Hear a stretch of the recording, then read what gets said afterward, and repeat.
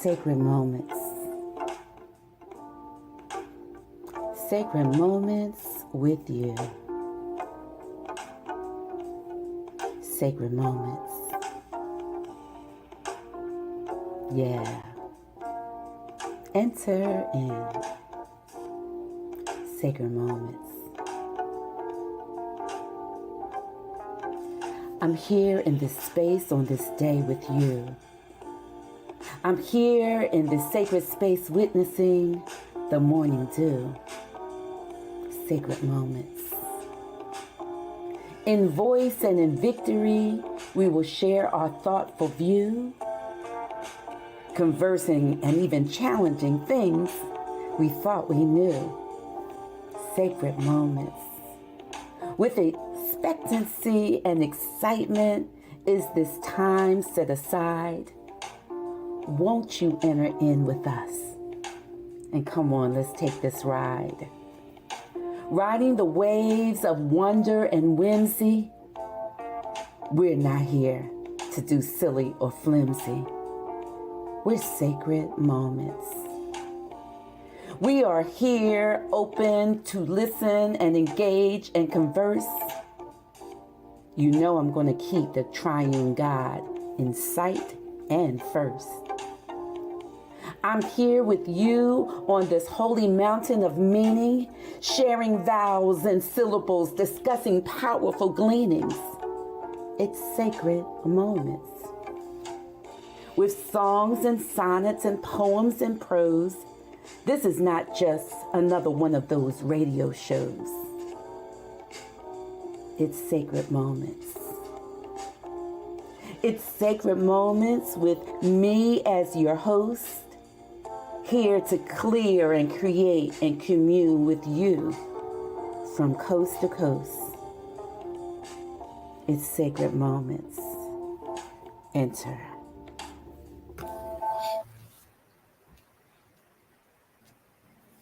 Good morning.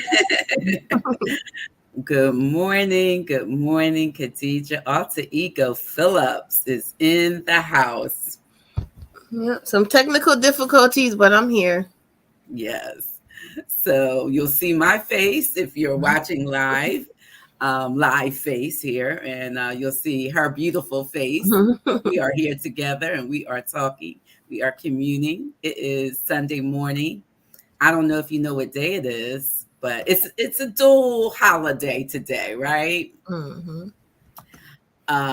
You have two holidays that are merging into one. It is Father's Day, so we do want to say Happy Father's Day to those that have that title and are honoring that title, and those of us that are celebrating the men, the fathers, the uncles, cousins, big brothers that, operate in that role. And thank God for those that have made their transition and made an impact. What say you, Khadija Phillips Alter Ego, about Father's Day? Yeah, I love Father's Day. My dad was awesome. I love my dad. Yeah. He left a big impact on me and even his grandchildren, even though he didn't get a chance to know them all. We talk about him all the time, and I don't even think he knew or understood, the impact that he left. So, I was blessed to have him. A lot of my, friends grew up with their dads too. So, it's unfortunate to see a lot of our children didn't grow up with their dads, but, we all had our dads, all our dads, we loved them. Daddy's girls. So, I love Father's Day. Great. So the second holiday, and we'll talk a little bit more about both of these holidays, and we have questions for our audience. Also, today is Juneteenth. Wow. Yeah. It has been signed into law that we are honoring Juneteenth, the actual day. I think it's a federal holiday, so I'm not sure if they're off on Friday or Monday. I'm retired. Monday. Okay. You said I'm retired. I'm retired, so these days are like, I'm off. Okay, rub it in. I worked a long time to get to this point. Let me just tell you. But so it's Juneteenth, it's Freedom Day. Yeah. So I'm going to remind us. I'm not going to sing a Father's Day song, but this song has been. I don't know if I'm going to sing it all. Resonating in me. Oh, freedom. Oh, freedom.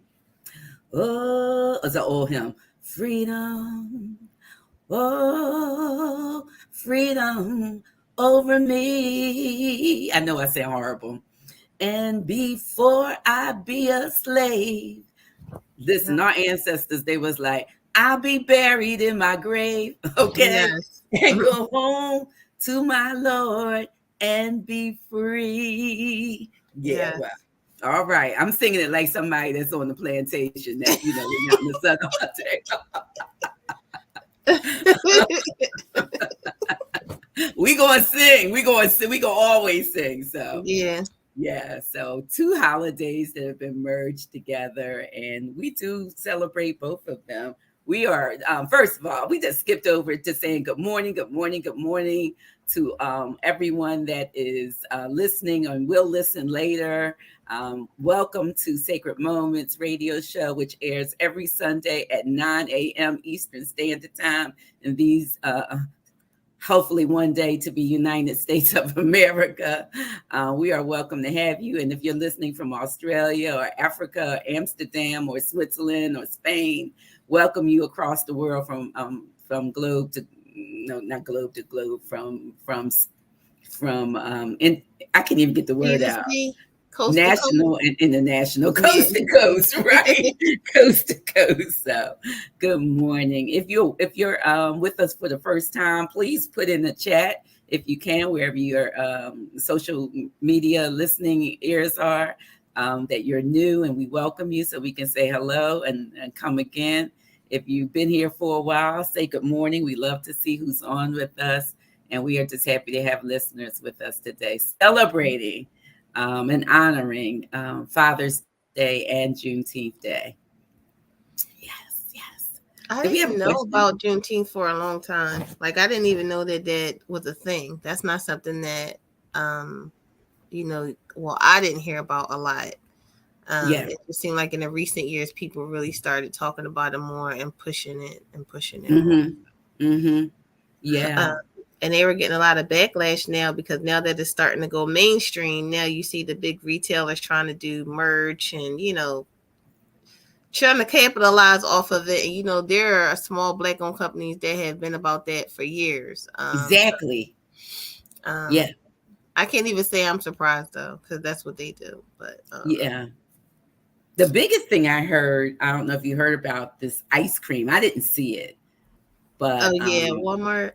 Yes. Yeah. It's so random to me. They're like, what, Walmart? I mean, but listen, that's to be expected. They still ideas from small creators, like that's what they do. So we really got to just be out here, like, pushing our businesses. That's the point of supporting other Black-owned businesses. Not that you just are buying just because they're Black, but it's important for the market, because then these things happen. Because when they came out with their ice cream, then they were like, well, don't buy this, buy this. This is a Black-owned ice cream company. Well, who knew that? Why did we know that before this whole Juneteenth thing? Like, why aren't you posting that daily? You know what I mean? Like, you could post that. It's like, I think it's difficult, though, for like small businesses to. We don't have millions of dollars to market. Walmart, somebody's goes, that's another whole story about Walmart. But, you have all of these large companies with large funding, able to use marketing. And then, someone on a lower scale that's just really trying to push out their good product. Their product is good, right? But how do you get the word out? Yes, like you said, posting and different things, but marketing on a massive scale, radio, TV, print. With that, like when they came out with that ice cream, the reason why people started posting the other ice cream, they were like, okay, this is the Black-owned ice cream company, get that. People started posting and sharing that. But it was in response to Walmart doing something. I'm proposing, why don't we just make it our business to do that every day? Every day, if you're sharing, a business like that you know about, people will hear about it, because I got you. those posts Okay. went far. But the only reason why, millions of people knew about this company that had the black-owned ice cream, if you just didn't know about it, was because people were upset because, well, and it happens all the time. You're mad, like, a cop kills, a young black guy. Then it's like, oh, we have to support black people. And then it goes away and it dies down. Yeah. Something happened. And then you're like, oh, we have to support black people. And then it dies down again. Like, that's not something that we continuously do. So I don't know. I just think it's dope that it's an official holiday now. People are celebrating. There's a lot of events going on. I think they're doing something at Malcolm X Park today. Yes. Yeah. So yesterday they had something on like 6 in Germantown. They had something at Clark Park yesterday. Okay. It was a lot, and today too, but it was a lot of different events and just celebrations, telling people like what you're saying, because now we have to educate people on what this holiday is. And also I've heard some pushback. I don't know if you have or not. From I've heard pushback from other ethnic groups. What's the pushback about? What's the problem? Well, the pushback of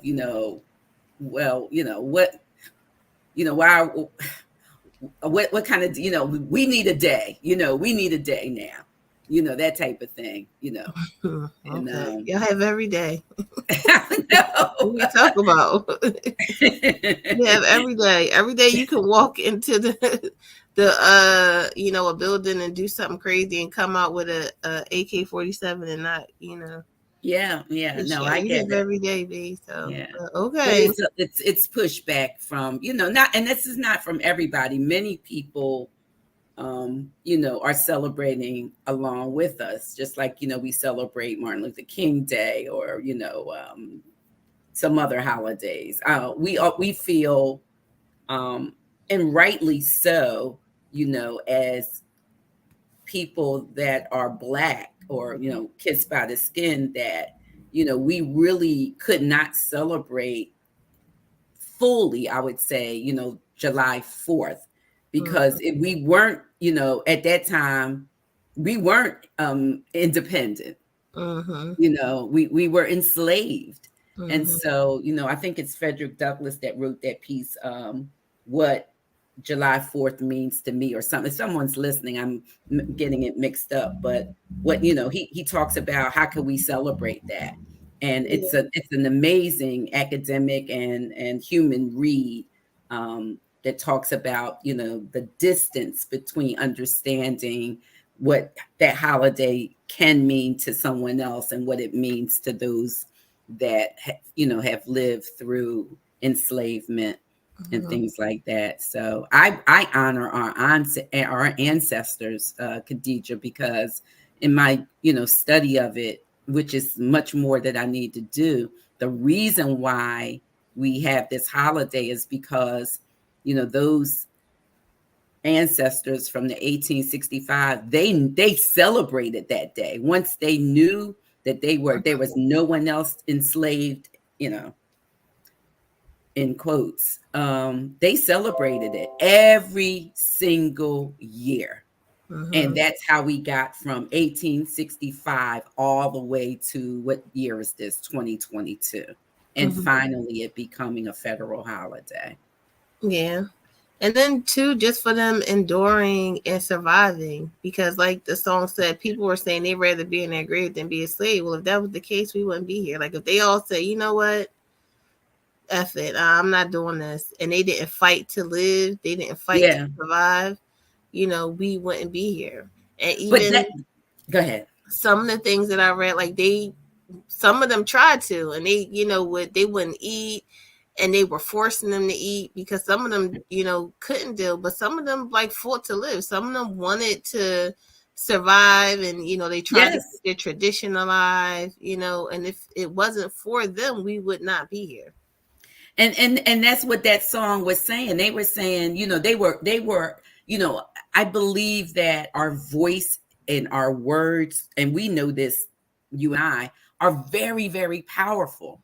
So when they were singing that song, right, they were singing, "Oh, freedom." They were saying, they were calling it to themselves. And not only were they, I believe, and this is my, as they say, sanctified imagination, they were calling it to themselves, and they were declaring it over themselves, and they were affirming that on themselves. Oh, freedom, like this, I'm free, right? Even though you think that you have me enslaved or bound, and they may have had in a physical way, that statement, "I'd be buried in my grave," that's somebody that says, listen, you're going to have to kill me.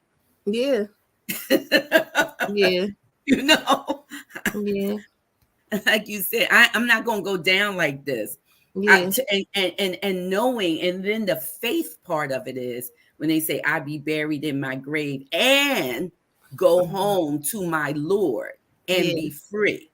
Right? Because they believed that they were going to be free one way or the other. Yeah. Yeah. Yeah. I'm be free over here. Yeah. Or I'm going to be free, when I see my Lord. One way or the other, it's going to happen. one way or the other, right? Right. Yeah. And I'm going to be the person that's going to fight for what I know, my God-given right to be free. I have to find it because it just went away. I have like 2 pieces. I'm gonna read this first one. It's just a little cryptic. It's a Juneteenth poem. I'll just read it. And it says, lived in this house all my life, but never was home. Lived in this room decorated so nicely, but never was draped with respect from you. Lived in this place called America, but never welcomed as a full human. Lived in this place called Earth, but God sees me, knows me, loves me, saves me, feels me, listens to me, hears me, and gives me the power to live in this place with the courage to continue to fight for freedom, to live in this place. It's a simple, very simple thing I was thinking of, is how sometimes you don't feel welcomed in the place that they say, everybody's free. I feel like that's what our ancestors were saying. We're only here, to work your land. We're only here to build your wealth. Like, we have no inherent human value beyond that for them. And, our ancestors were saying, no, we're not going out like that. Yeah. Yeah. Yeah. So that's a little sad one. Oh, so let me, and of course, and then we also want to talk about Father's Day too. We want to ask our audience, what does Juneteenth mean to you, and what does Father's Day mean to you? If you have a shout out to dad or uncle or older brother or someone that you looked at in that way, this is a good time to shout it out and tell you. I was talking to one of my former church members, who's also one of my friends, and her dad, her grandfather, his name was Mr. Fred. I think I tell this every Father's Day. We were just talking about him. He passed away maybe, I'm not sure if it was about 10 years ago. But because I didn't grow up with a dad, and there was a couple of us that didn't. And Mr. Fred was the dad of the block. Oh. We adopted him and looked at him as this person that, although he wasn't, our dad, but I told her this story of one of my friends when we grew up, and Mr. Fred, you would see him every morning. He never drove a car, right, Khadija? He walked everywhere, but he walked like this tall black man. His back was always straight.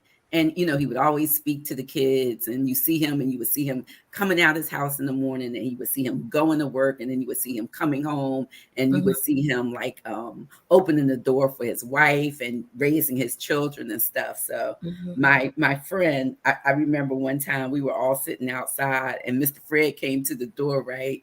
And he said, it's time for, he called his kids in. He had like 4 daughters and 1 son. And he called them in for dinner. And my friend, she was, I'm tired of him calling us in for dinner. He always calling us in for dinner. And I'm sitting out on the steps here. Well, I don't have a dad. And I want my dad to call me. To call me in for dinner. I'm mad at you. We were little, right? But, I was like, how dare her be mad at her dad is calling her in for dinner. Oh, So at his funeral, this was the interesting thing. His funeral was like packed, right? He had a big family, but they call people up to have the 2-minute. Yeah. Almost everybody from the neighborhood got up and said Mr. Fred was like my dad. Isn't that something? Yeah, to have an impact like that is like just wow. Yeah. Wow. Yeah. I mean, all of us around the same age, we was like, yes. He was like, all of us that didn't have dads, he was like our pseudo dad.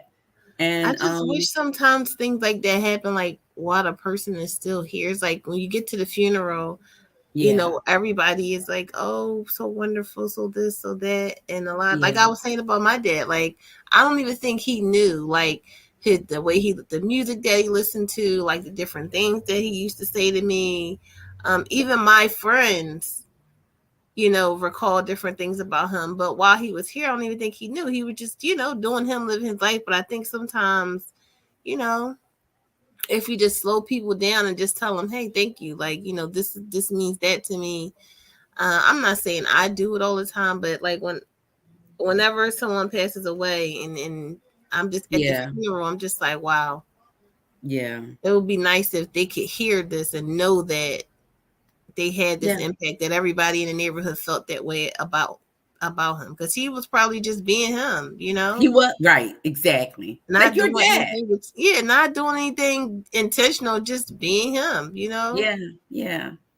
But don't you also think that in the back of their mind, like I think that there can be intentionality there inside of you without you walking around saying I'm doing this intentionally.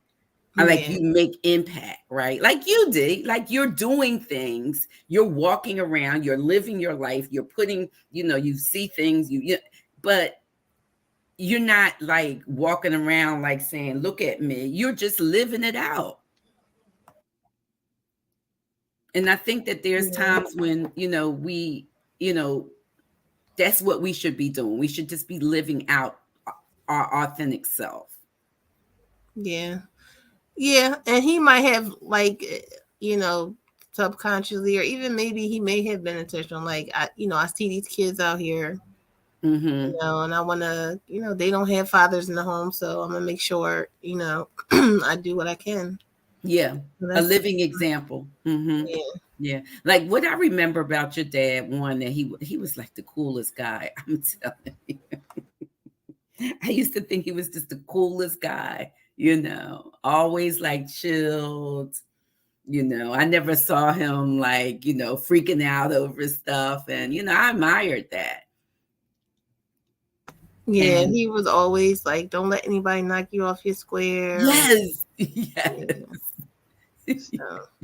And live that out too, because it's really one thing to say something, right? But it is another thing to actually live it out. And, I've been challenged lately because people call me a wordsmith and things like that. So words are important, but there has to be connection between, those, your words and your walk, your talk and your action. Those, you can't have two different, you're saying one thing and you're doing something else. They do have to line up. Yeah. Yeah. So I think that like I don't know. I just think that that Mr. Fred story really touched me. I think that that's so sweet. We had a guy. We call him Mr. Honey. His wife's name was Miss Honey. I don't think we ever knew what his name was, so we call him Mr. Honey because her name is Miss Honey. And they like were the candy lady. So we would go in the morning to get candy before we went to school. Mm-hmm. She had like all the little penny candies and stuff like that. Mm-hmm. And they were kind of like the neighborhood mom and pop on the side where I went to middle school at. And I'm just thinking about him. He was just always there helping, quiet. He spoke to the kids in the morning, but I'm just sitting here thinking like, why do we call this man Mr. Honey? Yeah. And we never knew his name. He let y'all call him Mr. Honey? Like he never. Nope. We come, get our little candy, go to school. They started getting little pretzels and stuff. We say good morning to them. He never said nothing. Nope. Wow. That's interesting. Maybe their last name was Honey. Look, maybe I don't even know if that was her first name. Maybe her last name was Honey, and so that's why he didn't think nothing of it. I don't know. Right. But it was all. I mean, back then it was like neighborhood mom, dads, grandmoms. People that you looked out for. Like my neighbor, Miss Mary. Like she was like a grandmom. So you went to the store for got the Pepsis and the Newports and the newspaper and stuff like that. Yep. Mm-hmm. Mm-hmm. Yeah, it's a shame it's not like that anymore. Yeah, I mean, it seems difficult to really understand that it's a difference between like neighbor and neighborhood to me now than it was then. Like I have I'm in an apartment complex, and so it's transient. We do have people, that come and go, but there's a few of us that have been here for a while. And I feel like they are my neighbors and they feel like I'm theirs, we're all elders. So, we look out for each other. If they don't see my car for 2 days, they'll ring the bell, and I'm, checking on them and, seeing if I don't see them for a couple of days, but it's only probably about now, like maybe about 4 of us that do that out of, this complex that holds probably about 40 families. It's a little sad, Yeah. Well, times have changed though, but I just remember that being like just a good time, a feel good time to be alive. But then I was a kid too, so who knows what my mom was feeling during that time. She might have been stressing about something, or she may not have felt that way, but I know that, for me, it was like, gumdrops and rainbows for the most part. Yeah, kids, so when you're a child, you don't even know what's happening half the time. You just know that, you're going to have some dinner on the table at some point, somebody's going to come in your room and wake you up and tell you to get up. You know that you got clothes. You don't know where they came from. The clothes Carrie brought them. Because I think one time my mom said something like, I don't know if the heat was cut off or something. I was like, what? Like, I don't even know. It's like she shielded me from a lot of things. Like, I wouldn't have known. Like, just thinking about different things that happened in my childhood. Like, I didn't think.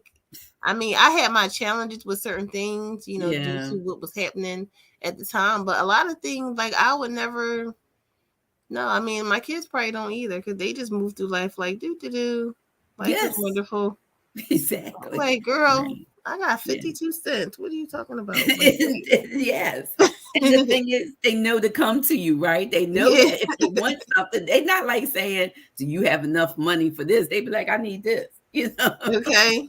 That's pretty much it. And you be like, you need this, right? Yeah. My project is due tomorrow and I need all this stuff. And it's not like, okay. Yeah. You know what? I knew we was poor because I would my mother's not here anymore, but I would ask for stuff and my mom was like, she just wouldn't get it, and I always wanted something that seemed to be a little bit more out of her budget. But I know one time, I didn't know this now, right? Mm-hmm. But this is when I thought it was the best thing. You ready? So my aunt made she would make cakes on, like Sunday or whatever. And, I always wanted like icing on cake. And she was like, well, we don't put icing on cake, right? We put jelly. Really? So we were so poor.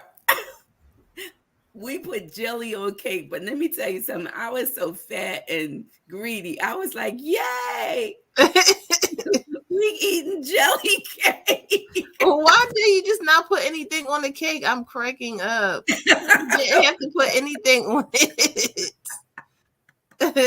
And not you say, yay, jelly cake.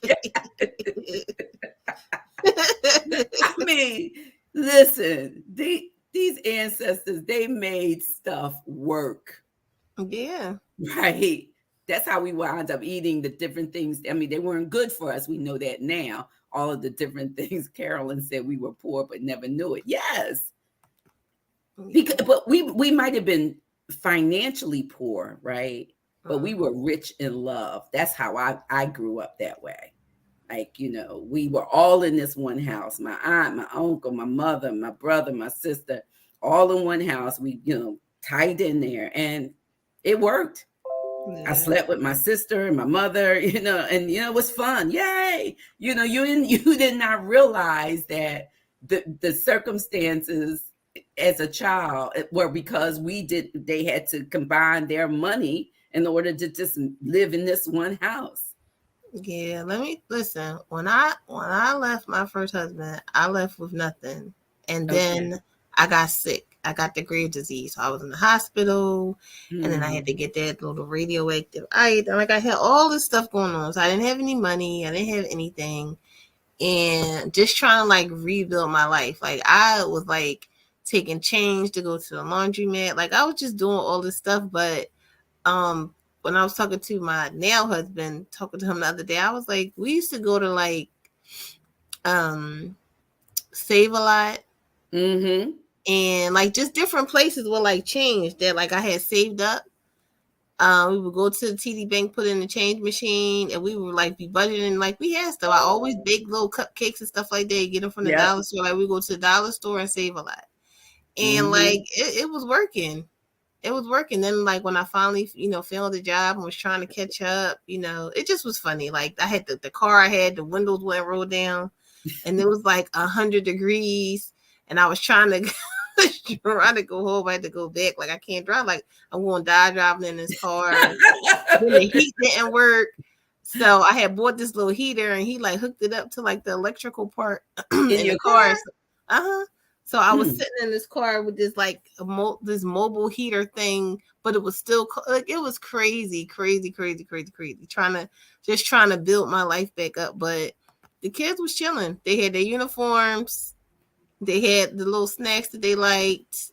I don't think they really knew outside of maybe different things that they may have wanted to do or go. Yeah. We couldn't always go, but yeah, it's just funny. I wrote about that in my blog too, about like just mom guilt, like trying to overcompensate. So as soon as I got money, like I would just go crazy on them. Like every toy in the aisle or, you know, anything that they wanted, trying to like overcompensate for that. Cause I felt like, you know, that was my fault. Carolyn said, I guess it's a different definition of poor for every generation. Yeah. That's an interesting comment. Like, I guess it would also consider like, what do you think poor is? Like you said, I don't think, like, I didn't know that we were poor to the point where we couldn't get like icing, but I thought it was, she made it fun.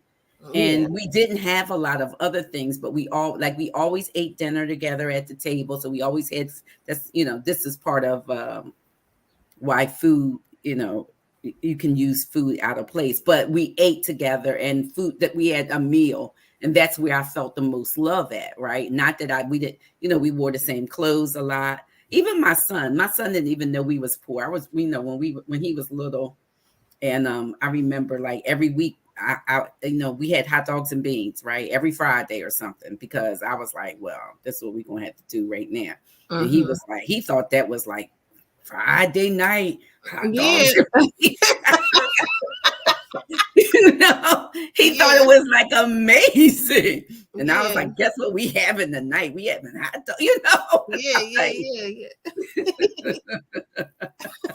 So, you know, and then he had these You know, he had like this one pair of jeans, and the jeans was five. I don't know if you remember them 501 jeans. And he wore them jeans so much they called them 501. But he was like, yeah, but I got 501 jeans. Right. You know, so yeah, you make it work. Yeah. You make it work. I don't think financial wealth is important. Having, enough money to, live, I'll just say, because we know as African Americans, we are, too often times the poorest of the poor. And so we need to work against that. But we also are grateful for our ancestors and our mothers and aunties who worked around that and made it work out. Carolyn said things are more important now than it was when we were coming up. We were rich in other ways. And just talking about the ancestors, like I don't know, I was saying this to somebody, like, even though they were enslaved, they were still living their lives though. Like they were still getting married. They were still, having babies, even though they were, might have been, suffering trauma at the hands of their slave masters. They were still building lives and finding joy in whatever way it was that they could. So I just feel like we've always been that way, and not a knock to like any other race, but I think that's why we are able to endure certain things. Like even right now with inflation and just the different struggles that are going on, we may be stressing, but we kind of be chilling. Like sometimes, like, the stock market crash, you got people like that jump off of bridges, and we just still like, okay, I still got to get up and go to work, or I got to find a job. At the end of the day, these kids got to eat. So it is what it is. But I feel like we've been doing that since we've been here. Like we have, yes. Being in the fields in the hot sun, they, those pictures of those kids out there that's like 2 and 3 years old. You got them picking cotton and just crazy. You watched your husband get raped, just all kinds of stuff. But they still were able to find something to live for. Something, they took your kid, but you still kept going. You kept searching. And that fight and that will to live and to survive, we still have it. And I know our communities are a little crazy right now, but we still have that. Like we still have it. So even down to, your aunt, like we won't have jelly cake and you with the hot dogs and beans. Like it's like we're still listen. That's right. What we gotta do. We gonna survive. You're eating and kids is happy. Yeah. I remember, I don't know if I mentioned this to you, but I was talking to a couple people about it, and I was listening to a gentleman on another radio show, and, and that was the word that he used was like, Black people, and I'm just going to straight up say it, like he said, and I'm actually going to use this in my piece that I'm going to do later on, said, we're like curators of joy. Like we find it, we create it, we make it. I can think about like you said, the people that were enslaved, but yet they stole away to quiet places, hush harbors, we call them. And they celebrated there, even if no one else could celebrate them. They were like, well, you know what? Nobody else might not, but we are going to shout. We are going to scream. We are going to holler. We're going to let, all of that stuff that we can't do outside of this space out. And we are going to, believe in what God said about us, right? That God said that we were created in God's image, and that when God looked at us, it was good, and I don't care what, like what anybody else says, you have to know those things inherently inside of your own self. Because, people are trying to snatch those things away from you just because they want to stay in a particular place that they're not even in. That's where pride and narcissism comes from. So, and so we have continued to do that, even with the things that are going on in the city. Like you said, you started this podcast to combat all of those negative things that we know that they're happening. We're not sitting here acting like they're not. But at some point, we can't just fall into so much despair that we can't see the truth of who we are and our power that lives inside of us, that causes us out of despair and depression and anxiety and panic and poverty, right? Yeah, like we have enough of that. You see the negativity every day, and for some of us, when you go outside, you seeing it right outside your doorstep. So we have enough of that. It's on the news, you know, the media. You know, we talked about this before. They glorify what they want to glorify, and they're like, even like with Father's Day, you know, if you look at the studies, there are more Black fathers in the home. Absolutely. And there are more families, but they will lead you to believe that all or the majority of Black fathers are deadbeats. They don't take care of their kids. They have babies all around. While that's true in some instances, that's not the majority. But if you listen to the media, that's what they tell you. So you got to be mindful about what you take in and what you listen to. Because, you know, the ones who control the narrative, that's how they control you. Because if that's how you go around thinking, you know, that affects your mindset and the way you move in the world. Carolyn said church and fellowship helped me escape the negativity. Yeah. And that's us again finding out that we have these spaces, sacred moments, fellowship, however it is. Those are building blocks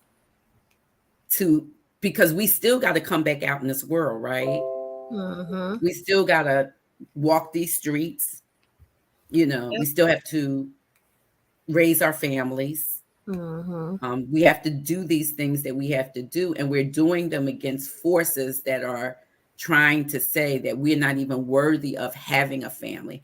I really appreciate that you brought that statistic out, because statistically there are more Black fathers in homes than it is being perpetrated and raising their children.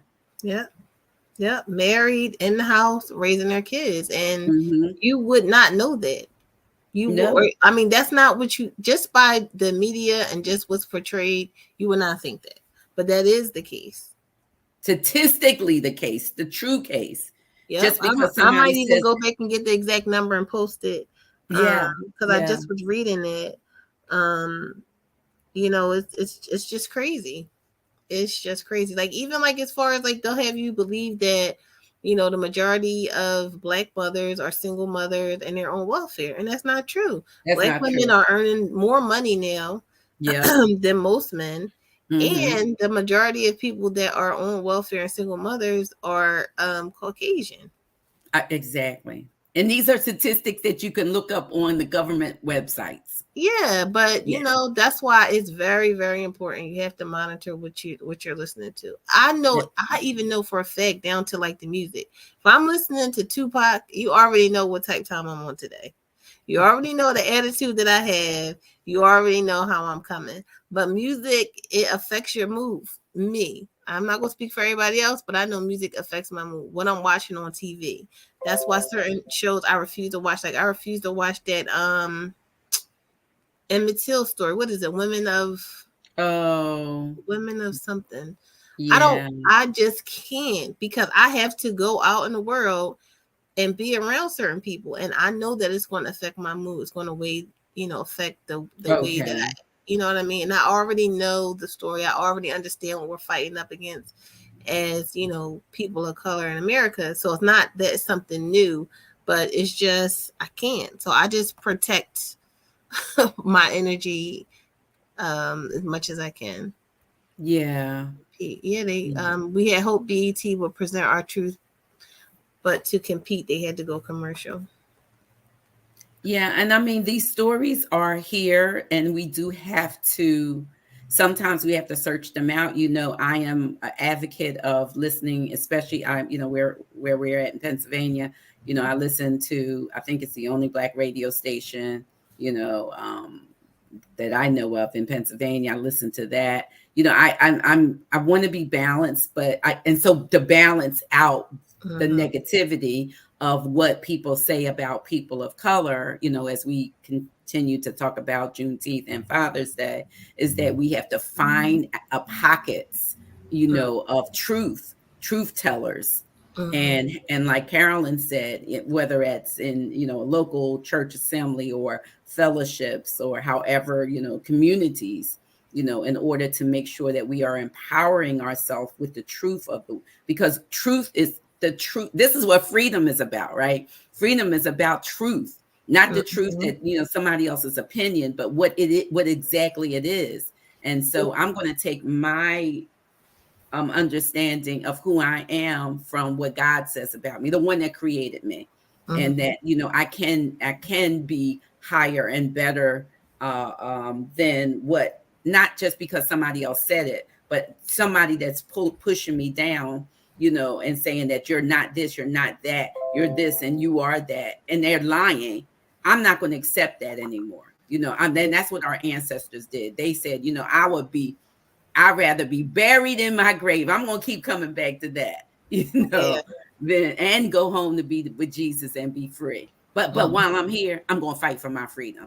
And we have done that. We have done that since the point that we got on these shores. We have done that. I mean, you're talking about perseverance, determination. Yeah. Amazing. So just to end out with, I'm not going to read the whole thing because it's going to take too long, but just to give you a little bit more about Juneteenth so that we know it on June 19th, 1865, this is when the executive order came to the people of Texas that all slaves were free. Finally, getting the word about what happened 2 years earlier with the Emancipation Proclamation. And so Juneteenth from then to now, from 1865 to now, traveled in this celebration from south to north to east to west. And it was done through this oral tradition, exactly what you and I are doing today, talking about it, remembering it, saying what happened. So in this oral tradition, and also, as Carolyn said, in Sunday morning testimonies, telling of how they made it over. They told the story from Hush Harbors to Holy Home Tabernacles. And Juneteenth commemorates, and we are celebrating and honoring that, the African-American freedom. So it's a time for us today to buy Black, to keep buying Black, to seek out. I mean, not to forget that there's other, places and people, but to really think about what it means to spend money in your own community, to reflect on our strengths and to rejoice about how we made it over. Juneteenth reminds us to keep rising up, to fight this good fight of faith, because this is a good fight of faith with us, and to remember our strength and where our source comes from, the power that we have, the pride, and to remember that America still has a responsibility, and these are my words, to tell its true history. And I believe still needs restoration for those of us, and reparations in many ways. So we celebrate Father's Day today, and we celebrate Juneteenth today. So thanks be to God for both of these holidays that remind us of the truth of the matter, and that we will keep on going forward with the Lord. All right. I think that is it. I am going to invite you, as you see it going across the screen, Sacred Space Ministries. We meet the first Friday, Facebook Live at 6:30 p.m. Eastern Standard Time. So we hope that you'll join us on our first Fridays, which will be coming up in, I think, in about another week or so. And we're here. Is that right? About a week or so, right? Yeah. Yes. And do we have any announcements from Besties Media? Anything going on there? No. Nope. Right. Nothing this week. Nothing this week. All right. Well, keep checking out our website, the Facebook pages and posts and stuff that happens regularly, and just so that you know what's going on with Besties Media and with Sacred Space. And we look forward to seeing you next time right here as they used to say, same bat channel, same bat time. Mm-hmm. Bye. Have a good week, everybody. Bye-bye.